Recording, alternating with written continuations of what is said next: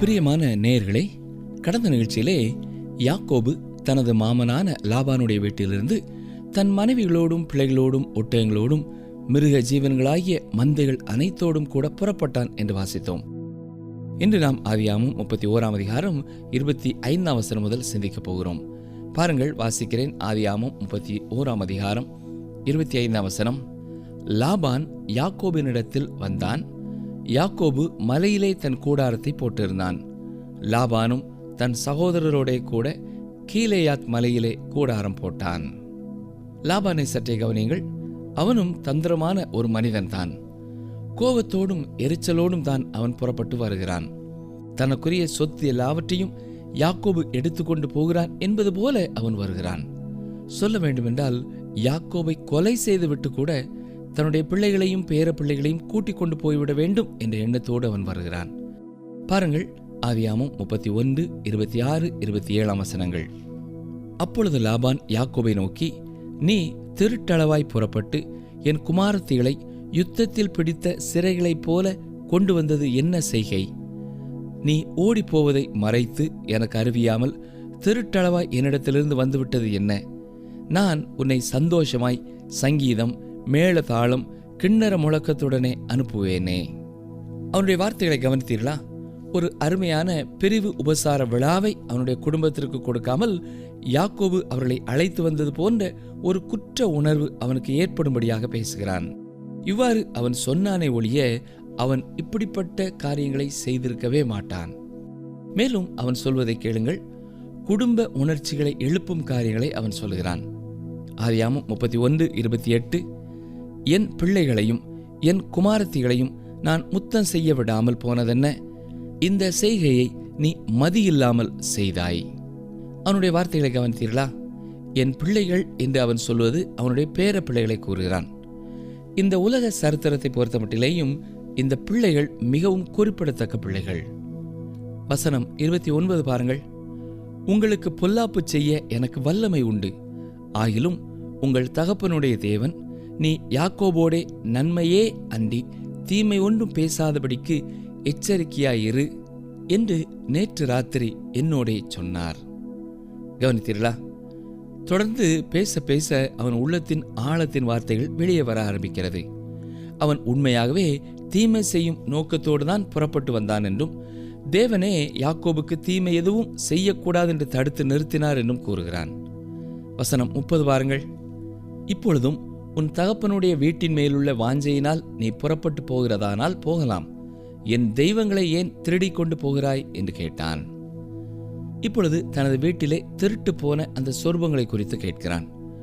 உண்மையாகவே ராகேல் அந்த சொருபங்களை திருடி வந்தது யாக்கோபுக்கு தெரியாது. லாபானின் கேள்விக்கு பதில் சொல்லும் பொழுது லாபானிடத்திலே சொல்லிக் கொள்ளாமல் வந்ததை குறித்து தான் அவன் பேசுகிறான். பாருங்கள், ஆதியாகமம் 31, 31. யாக்கோபு லாபானுக்கு பிரதியுத்தரமாக, உம்முடைய குமாரத்திகளை பலாத்காரமாய் பிடித்து வைத்துக் கொள்வீர் என்று நான் அஞ்சினதினாலே இப்படி வந்துவிட்டேன். அருமையானவர்களே, தனது மனைவிகளையும் பிள்ளைகளையும் அழைத்து கொண்டு எளிதிலே லாபானுடைய வீட்டை விட்டு வெளியே வர முடியாது என்பதை யாக்கோபு அறிந்திருந்தான். எனவேதான் அவ்வாறு கூறினான். வசனம் 32. ஆனாலும் யாரிடத்தில் உம்முடைய தெய்வங்களை கண்டுபிடிக்கிறீரோ அவனை உயிரோடே விட வேண்டாம். உம்முடைய பொருள்கள் ஏதாவது என் வசத்தில் உண்டானால் நீர் அதை நம்முடைய சகோதரருக்கு முன்பாக பரிசோதித்தறிந்து அதை எடுத்துக்கொள்ளும் என்றான். ராகேல் அவைகளை திருடி கொண்டு வந்ததை யாக்கோபு அறியாதிருந்தான். அருமையானவர்களே, லாபான் வீட்டிலிருந்து எதையுமே தன்னுடைய மனைவியோ பிள்ளைகளோ திருடி இருக்க மாட்டார்கள் என்று யாக்கோபு நினைத்தான். கவனிங்கள், யாக்கோபு லாபானுடைய வார்த்தையை நம்பினது போல தெரியவில்லை. ஆனால் லாபானும் யாக்கோபை நம்பினான் என்று நீங்கள் நினைக்கிறீர்கள் என்றால் அதுவும் தவறுதான். 2 பேருக்கும் ஒருவர் மேல் ஒருவர் நம்பிக்கை இல்லை. எத்தனை பரிதாபமான ஒரு சூழ்நிலை இல்லையா? 20 ஆண்டுகள் கூட இருந்திருக்கிறார்கள், ஆனால் ஒருவர் மேல் ஒருவர் நம்பிக்கை இல்லை. சரி, ஆதியாகமம் 31 அதிகாரம் 33 முதல் 35 வரை பாருங்கள். அப்பொழுது லாபான் யாக்கோபின் கூடாரத்திலும் லேயாளின் கூடாரத்திலும் 2 வேலைக்காரிகளின் கூடாரத்திலும் பிரவேசித்து பார்த்தும் ஒன்றும் கண்டுபிடிக்கவில்லை. பின்பு லேயாளின் கூடாரத்தை விட்டு ராகேலின் கூடாரத்துக்கு போனான். ராகேல் அந்த சொரூபங்களை எடுத்து ஒட்டக சேணத்தின் கீழ் வைத்து அதன் மேல் உட்கார்ந்திருந்தாள். லாபான் கூடாரம் எங்கும் தடவி பார்த்தும் அவைகளை கண்டுபிடிக்கவில்லை. அவள் தன் தகப்பனை நோக்கி, என் ஆண்டவனாகிய உமக்கு முன்பாக நான் எழுந்திராததை குறித்து கோபம் கொள்ள வேண்டாம், ஸ்திரீகளுக்குள்ள வழிபாடு எனக்கு உண்டாயிருக்கிறது என்றாள். அப்படியே அவன் அந்த சொர்பங்களை தேடியும் கண்டுபிடிக்கவில்லை. உண்மையாகவே தன்னுடைய பிள்ளைகளிலே யாரிடத்திலாவது அவைகள் இருக்கும் என்று எண்ணினான். ராகேல் லாபானின் மகள் இல்லையா? அவளும் தந்திரமாக அதை எடுத்து ஒட்டகத்தின் மேல் உட்காருவதற்காக பயன்படுத்தும் அந்த சேணத்தின் கீழ் வைத்து அதன் மேலே உட்கார்ந்து கொண்டாள். அவளுடைய சரீரத்திலே அன்றைக்கு சுகமில்லை, ஆனபடினாலே தான் அவருக்கு மரியாதை செலுத்தும்படியாக எழுந்திருக்கவில்லை என்றும் கூறுகிறாள். ஆனால் உண்மையாகவே அவள் அதை மறைத்து வைத்திருக்கும்படியாகவே அவ்வாறு செய்தாள். இந்த குடும்பத்தின் உண்மையான நிலைமையை இவ்வளவு தெளிவாக பார்க்கிறோம் இல்லையா? அருமையானவர்களே, அந்த சொரூபங்கள் நாம் நினைப்பதை விட அந்த குடும்பத்தினருக்கு முக்கியமான காரியமாய் இருந்திருக்கும். யாருடைய கரத்திலே அவைகள் இருக்கிறதோ அவர்களே குடும்பத்திற்கு பொறுப்பாளிகளாய் இருக்கிறார்கள். அப்படி என்றால் லாபான் வைத்திருந்த அத்தனையுமே யாக்கோபு பெற்றுக்கொள்ளப் போகிறான் என்ற அர்த்தத்திலே அவள் எடுத்துக்கொள்கிறாள். இந்த எண்ணமும் லாபானுக்குள்ளே இருந்தபடினாலே தான் இத்தனை கோபத்தோடு அவைகளை அவன் தேடிக்கொண்டு வருகிறான். தனக்கு உண்டான எல்லாவற்றையும் யாக்கோபு பெற்றுக்கொள்வதை லாபான் விரும்பவில்லை. ஏற்கனவே அளவுக்கு அதிகமாக யாக்கோபு பெற்றுக்கொண்டு விட்டான் என்று எண்ணிக்கொண்டிருக்கிறான். அந்த சொரூபங்களை அவர்களால் கண்டுபிடிக்க முடியாமல் போனவுடனே யாக்கோபுக்குள்ளே ஒரு நம்பிக்கை வருகிறது. சரி, அந்த சொரூபங்கள் தங்களுடைய கூடாரங்களிலே எங்குமே இல்லை என்று எண்ணுகிறான். எனவே தனது மாமனை அவன் கடிந்து கொள்கிறான். பாருங்கள் 36ஆம் வசனம். அப்பொழுது யாக்கோபுக்கு கோபம் எழும்பி லாபானோடே வாக்குவாதம் பண்ணி, நீர் என்னை இவ்வளவு உக்கிரமாய் தொடர்ந்து வரும்படிக்கு நான் செய்த தப்பிதம் என்ன? நான் செய்த துரோகம் என்ன? இப்பொழுது யாக்கோபின் சத்தம் உயர்கிறது. இத்தனை காலம் அவன் கற்றுக்கொண்ட காரியங்களினாலே இப்பொழுது உறுதியாக பேச துணிகிறான். வசனம் 38 பாருங்கள். இந்த 20 வருஷ காலமாய் நான் உம்மிடத்தில் இருந்தேன். உம்முடைய செம்மறியாடுகளும் வெள்ளாடுகளும் சினை அழியவில்லை. உம்முடைய மந்தையின் கடாக்களை நான் தின்னவில்லை. கவனித்தீர்களா? லாபானுக்கு உண்டாயிருந்த மந்தையின் கடாக்களை கூட தான் தின்னவில்லை என்று சொல்கிறான். பொருள் என்ன? எல்லாவற்றிற்காகவும் அவன் வேலை செய்தான், அவன் செலுத்தி தீர்த்தான். வசனம் 39. பீருண்டதை நான் உம்மிடத்துக்கு கொண்டு வராமல் அதற்காக நான் உத்தரவாதம் பண்ணினேன். பகலில் களவு போனதையும் இரவில் களவு போனதையும் என் கையில் கேட்டு வாங்கினீர். அந்த நாட்களிலே எந்த இன்சூரன்ஸ் கம்பெனியும் கிடையாது. வேறு ஏதாவது மிருகம் ஆடுகளை கொன்றுவிட்டால் அல்லது பகலிலோ இரவிலோ களவு போய்விட்டால் அதற்காக யாக்கோபு கொடுத்து தீர்த்தான். இதை பார்க்கும் பொழுது லாபான் எவ்வளவு கடினமான ஒரு எஜமான் என்பதை நாம் புரிந்து கொள்ள முடிகிறது. வசனம் 40 பாருங்கள். பகலிலே வெயிலும் இரவிலே குளிரும் என்னை பட்சித்தது. நித்திரை என் கண்களுக்கு தூரமாயிருந்தது. இவ்விதமாய் பாடுபட்டேன். யாக்கோபுக்கு கோடை விடுமுறை கூட கிடையாது. குளிர் அதிகமாயிருந்தாலும் அந்த மந்தைகளோடே போய் அவன் தங்க வேண்டும். பல இரவுகளிலே மந்தைக்கு பாதுகாவலாக அவன் இருக்க வேண்டும். வசனம் 41 பாருங்கள். இந்த 20 வருஷ காலம் உம்முடைய வீட்டிலே இருந்தேன். 14 வருஷம் உம்முடைய 2 குமாரத்திகளுக்காகவும் 6 வருஷம் உம்முடைய மந்தைக்காகவும் உம்மிடத்தில் சேவித்தேன். 10 முறை என் சம்பளத்தை மாற்றினீர். இதுதான் யாக்கோபுக்கு நடந்த காரியம். யாக்கோபு தந்திரமான ஒரு மனிதன்தான். தன்னுடைய பாவத்துக்காக அவனுக்கு தண்டனை இல்லை என்று அவன் நினைத்தான். ஆனால் தேவன் யாக்கோபை அவ்வாறு விட்டுவிடவில்லை. ஏனென்றால் தேவனுடைய நியாயப்பிரமாணத்தின்படி மனுஷன் எதை விதைக்கிறானோ அதையே அறுப்பான். தான் வீட்டில் இருக்கும் பொழுதே தேவனுக்கென்று பரிபூர்ணமாய் தன்னை ஒப்பு கொடுப்பதை யாக்கோபு மறுத்தான். எனவே லாபானுக்கு அடிமையாக இருக்கும்படி அவனுக்கு நேரிட்டது. மதிப்போடும் மரியாதையோடும் வந்து ஒரு மனைவியை பெற்றுக்கொள்ளும்படியாய் வந்தான். ஆனால் நடந்தது என்ன? இத்தனை ஆண்டுகள் அந்த மனைவிகளுக்காய் வேலை செய்தான். தனது சொந்த வீட்டிலே முதலாவது பிறந்தவனின் மதிப்பான சேஷ்ட புத்திர பாகத்தை குறித்து தேவன் மதிக்கிறவராயிருக்கிறார். ஆனால் யாக்கோபு அதை ஏசாவினிடத்திலிருந்து திருடிக் கொண்டான். எனவேதான் யாக்கோபை லாபானின் வீட்டிலே தேவனே ஒரு வேலைக்காரனாய் வைத்தார். யாக்கோபு தனது தகப்பனை ஏமாற்றினான். எனவே அவனுடைய மாமனால் ஏமாற்றப்பட்டான். இளையவனாய் இருந்து கொண்டே அவன் மூத்தவனுக்குரிய காரியங்களை பெற்றுக்கொள்ள விரும்பினான். ஆனால் மூத்தவனைப் போல இருந்த இடத்திலே இளையவனைப் போல வாங்கி கட்டினான். தனது சகோதரனை ஏமாற்றி சிரேஷ்ட புத்திர பாகத்தை எடுத்துக்கொண்டான். தகப்பனாரின் ஆசீர்வாதத்தை பெற்றுக்கொள்ள தாயோடு சேர்ந்து ஏமாற்று வேலை செய்தான். பின்னான காலங்களிலே அதே யாக்கோபின் குமாரர்களே அவனை ஏமாற்றி விடுவதை நாம் பார்க்க போகிறோம். ஒரு ஆட்டை கொன்று யோசேப்பின் பலவர்ண அங்கியை அதிலே துவைத்து யாக்கோபுக்கு அதிக பிரியமான மகனான யோசேப்பு மரித்து போனான் என்று அவர்கள் பொய் சொன்னார்கள். அருமையானவர்களே, மனுஷன் எதை விதைக்கிறானோ அதையே அறுப்பான். வசனம் 42 பாருங்கள். என் பிதாவின் தேவனாகிய ஆபிரகாமின் தேவனும் ஈசாக்கின் பயபக்திக்குரியவரும் என்னோடு இராமற் போனால் நீர் இப்பொழுது என்னை வெறுமையாய் அனுப்பிவிட்டிருப்பீர். தேவன் என் சிறுமையையும் என் கை பிரயாசத்தையும் பார்த்து நேற்று ராத்திரி உம்மை கடிந்து கொண்டார் என்று சொன்னான். நீதிமன்றத்திலே தன்னுடைய நேரம் வந்த பொழுது தனக்குரிய காரியங்களை பேசுவது போல கூற வேண்டிய காரியங்கள் எல்லாம் கூறிவிட்டான். இப்பொழுது லாபானை விட்டு நிரந்தரமாய் பிரிந்து செல்ல போகிறான். ஒரு ஒப்பந்தத்தோடு ஒருவரிடத்திலிருந்து ஒருவர் பிரிந்து செல்கிறார்கள். பாருங்கள், ஆதியாகமம் 31 அதிகாரம் 43, 44 வசனங்களை வாசிக்கிறேன். அப்பொழுது லாபான் யாக்கோபுக்கு பிரதித்துரமாக, இந்த குமாரத்திகள் என் குமாரத்திகள், இந்த பிள்ளைகள் என் பிள்ளைகள், இந்த மந்தை என் மந்தை, நீ காண்கிற யாவும் என்னுடையவைகள். என் குமாரத்திகளாகிய இவர்களையும் இவர்கள் பெற்ற பிள்ளைகளையும் இன்று நான் என்ன செய்யக்கூடும்? இப்பொழுதும் எனக்கும் உனக்கும் சாட்சியாயிருக்கும் பொருட்டு நீயும் நானும் உடன்படிக்கை பண்ணிக்கொள்ள கடவும் என்றான். பிரியமானவர்களே, 2 பேருமே ஒப்பந்தத்திற்கு சம்மதிக்கிறார்கள். யாக்கோபு ஒரு கல்லை எடுத்து அதை தூணாக நிறுத்துகிறான். மேலும் கற்களை குவியலாகவும் சேர்க்கிறார்கள். அந்த குவியலின் மேலே உட்கார்ந்து உணவு சாப்பிடுகிறார்கள். லாபான் அந்த இடத்திற்கு ஜகர் சகதூதா என்று பெயரிட்டான். யாக்கோபு அதற்கு கலயேத் என்று பெயரிட்டான். தொடர்ந்து வசனங்கள் 48, 49 பாருங்கள். இந்த குவியல் இன்று எனக்கும் உனக்கும் சாட்சி என்று லாபான் சொன்னபடியினாலே அதன் பேர் கலயேத் எனப்பட்டது. அல்லாமலும் அவன், நாம் ஒருவரை ஒருவர் விட்டு மறைந்த பின் நீ என் குமாரத்திகளை துயரப்படுத்தி அவர்களை அல்லாமல் வேறே ஸ்திரீகளை விவாகம் பண்ணினாயானால் கர்த்தர் எனக்கும் உனக்கும் நடு நின்று கண்காணிக்க கடவர். இங்கே நாம் பார்க்கிறது போல கர்த்தர் எனக்கும் உனக்கும் நடு நின்று கண்காணிக்க கடவர் என்பது ஒரு ஆசீர்வாதமான வார்த்தை அல்ல.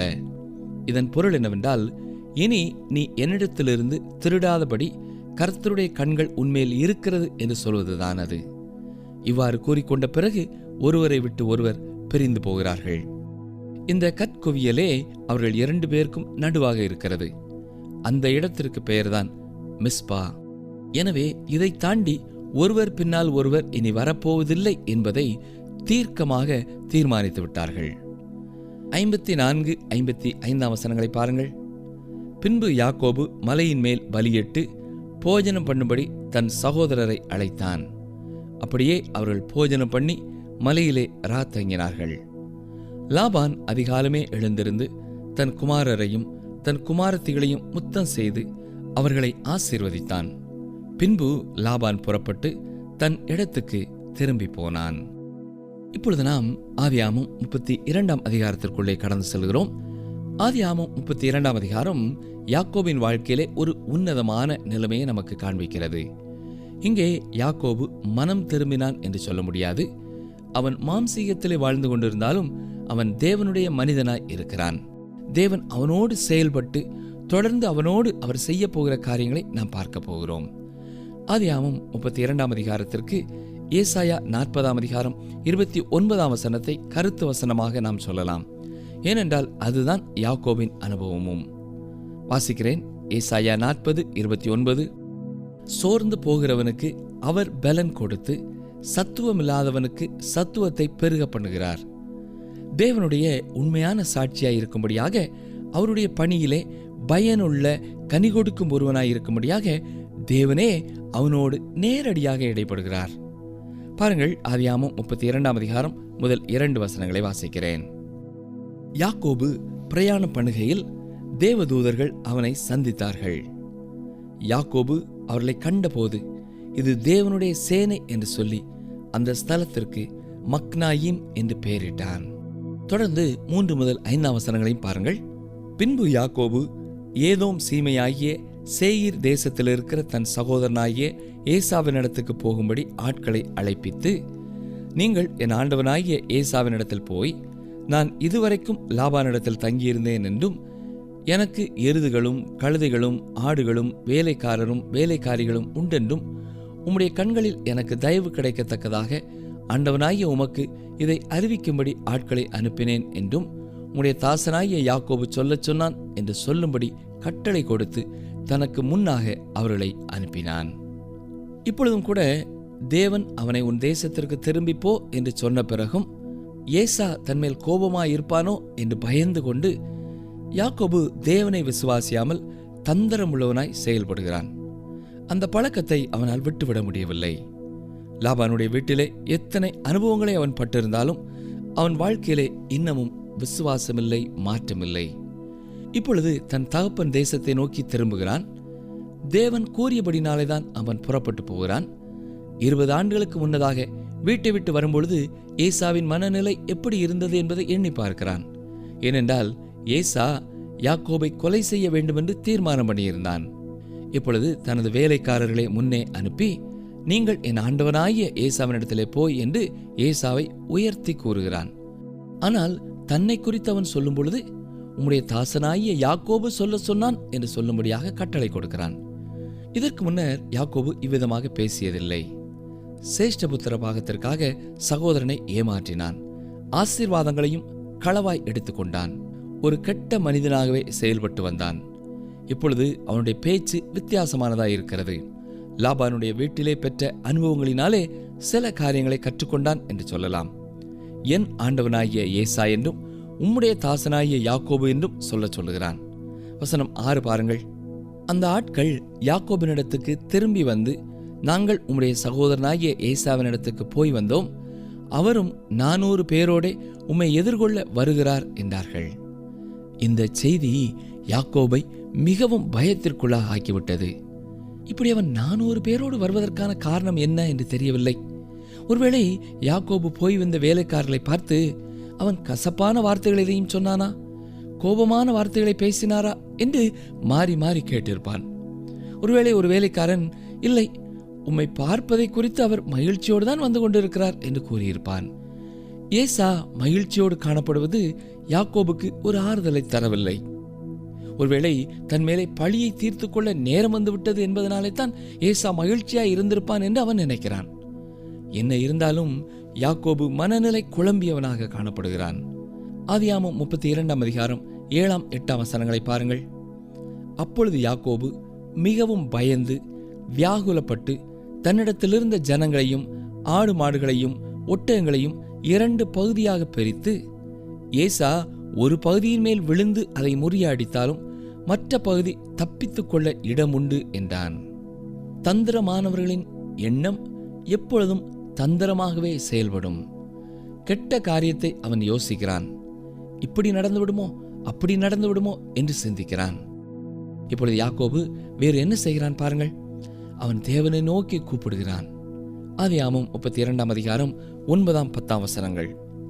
பின்பு யாக்கோபு, என் தகப்பனாகிய ஆபிரகாமின் தேவனும் என் தகப்பனாகிய ஈசாக்கின் தேவனுமாய் இருக்கிறவரே, உன் தேசத்துக்கும் உன் இனத்தாரிடத்துக்கும் திரும்பி போ, உனக்கு நன்மை செய்வேன் என்று என்னுடனே சொல்லியிருக்கிற கர்த்தாவே, அடியேனுக்கு தேவரீர் காண்பித்த எல்லா தயவுக்கும் எல்லா சத்தியத்துக்கும் நான் எவ்வளவேனும் பாத்திரன் அல்ல.